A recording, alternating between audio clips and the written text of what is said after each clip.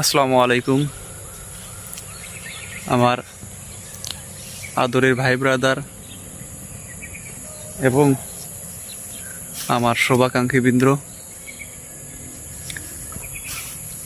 আজকে আসলাম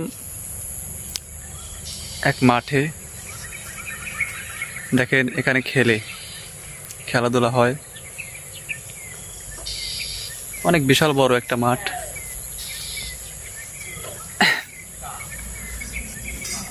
অনেক কথাই মনে পড়ে এই খেলার মাঠ দেখলে। দেখেন,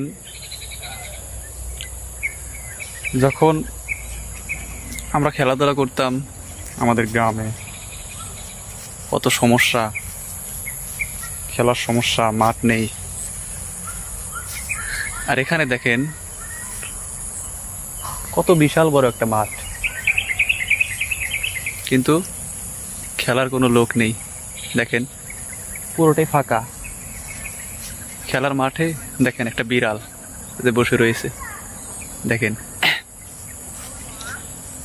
কোনো খেলার লোক নেই, বা তারা সময়কে অনেক মূল্যায়ন করে, ভালোবাসে।